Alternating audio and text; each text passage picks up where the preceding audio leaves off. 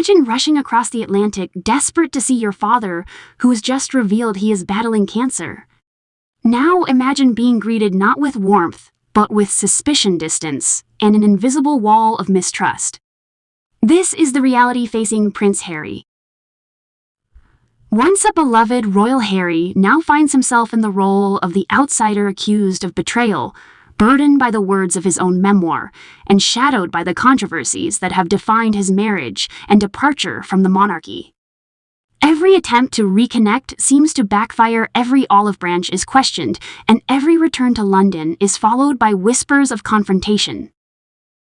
In today's video, we'll uncover the explosive claims surrounding Harry's visit during King Charles's illness, the heated exchanges with Queen Camilla, and why forgiveness may never come from Charles William or Catherine. Welcome back to the channel where we dive deep into the stories behind the headlines. Stay tuned because by the end of this video, you'll see why Harry's road back into the royal fold may be permanently blocked. The British monarchy has always projected an image of unity, stability, and tradition.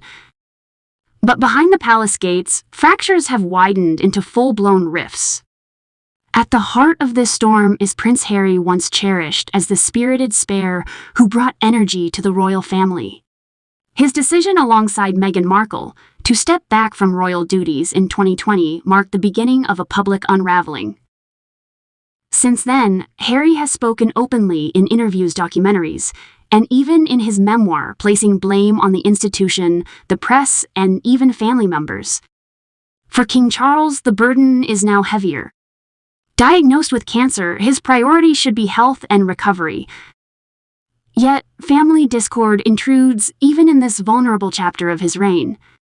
Queen Camilla, Prince William, and Catherine, Princess of Wales, all stand as protective shields around Charles, wary of Harry's motives.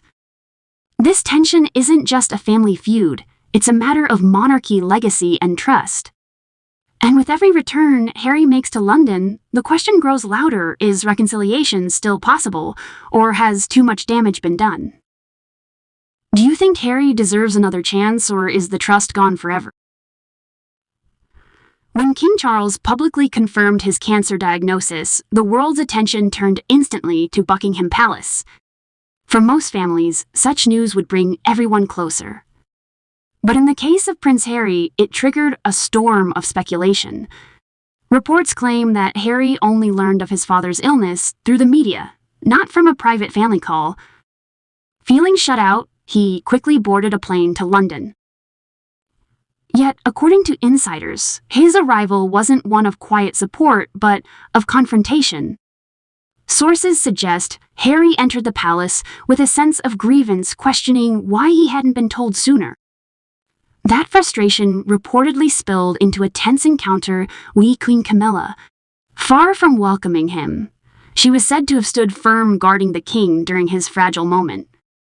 Observers describe the scene as heated, leaving Harry with little meaningful time alone with Charles. This moment, rather than bridging a gap, seemed to widen it further. While Harry has spoken in interviews about wanting his family back, his actions and past words contradict that hope. The memoir, filled with allegations against Charles William and Camilla, hangs over every attempted reconciliation. Even if Harry were to apologize, retract the book, or return the money, the damage is already done. Trust, once broken at this level, is almost impossible to rebuild. Royal insiders believe Charles might have been willing to forgive on a personal level. But the hurt inflicted upon William, Catherine, and Camilla creates a wall that no apology can easily breach. For the Prince and Princess of Wales, Harry's accusations weren't just words, they were public wounds that shaped global perceptions of them. And for Camilla, who has stood by Charles through decades of public scrutiny, Harry's alleged hostility strikes at the heart of her protective role as queen consort. So each time Harry returns, the cycle repeats: a flare of hope for reunion, followed by disappointment and mistrust. It paints a picture of a prince who yearns for connection but cannot escape the consequences of his past choices. If the book had never been written, would the royal family's stance on Harry look different today? To understand the depth of this divide, we must look beyond the headlines and into the ripple effects of Harry's actions. The monarchy thrives on discretion and unity qualities, Harry shattered by publicly sharing private grievances.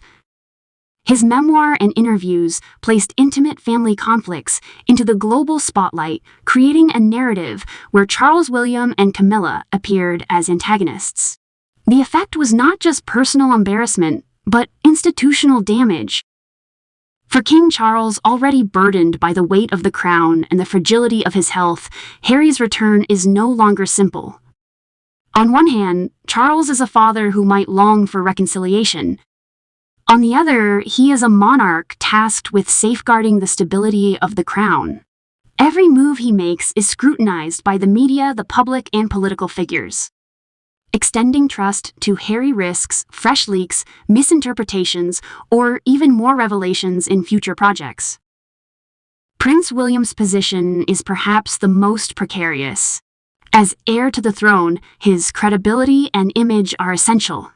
Harry's accusations of temper rivalry and even complicity undermine William's carefully cultivated role as the reliable future king. For Catherine, who has stood beside William through both triumphs and trials, Harry's words were not just an attack on the institution, but a personal blow. Protecting their young family from further turmoil naturally becomes their top priority. Economically, the rift carries its own weight. Royal unity is central to maintaining public trust, which in turn supports the monarchy's relevance in a modern democracy. Disunity fuels Republican movements, stirs media frenzy, and raises uncomfortable questions about the future of the crown. Socially, the divide mirrors broader themes: family estrangement, generational conflict, and the clash between tradition and individual freedom. Harry and Meghan's embrace of celebrity culture contrasts sharply with the royals' sense of duty and sacrifice, creating an image of micro-celebrities versus monarchs. Politically, the monarchy cannot afford instability during Charles's reign. His illness already brings vulnerability to the institution. A distracted king facing internal discord could embolden critics who argue for reform or even abolition. If William becomes king sooner than expected, will Harry's exile harden into permanence, or could it finally open the door to a reckoning? History reminds us that royal families have faced bitter divisions before. The abdication crisis of 1936, when Edward I gave up the throne for love, fractured the monarchy for decades. Similarly, the public battles between Charles and Diana in the 1990s exposed vulnerabilities that shook the crown's stability. Today, Harry's estrangement echoes those same themes: private struggles laid bare in the public arena, testing the monarchy's resilience. Globally, other royal households have endured their own scandals, yet few match the scale of Britain's monarchy in terms of visibility and influence. In many cultures, family loyalty is sacred, making Harry's very public fallout with his kin both shocking and relatable.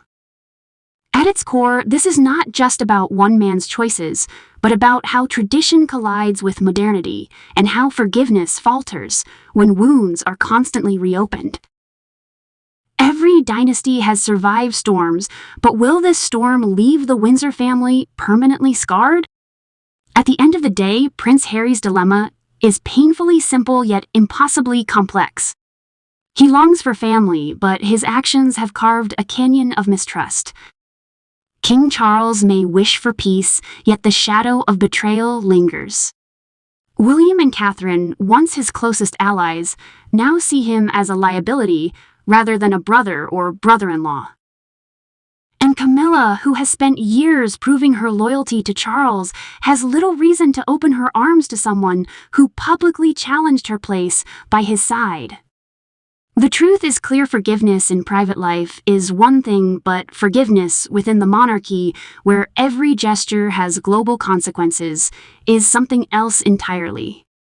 Harry's road back is blocked, not by lack of love, but by a lack of trust. What do you think? Should the royal family give Harry another chance? Or has he already burned his bridges for good? Let us know in the comments below. Don't forget to subscribe for more deep dives into the untold stories behind the headlines. And stay tuned, our next video will explore how William and Catherine are preparing for their future role as king and queen. Join thousands of viewers who rely on us for the real stories behind the crown.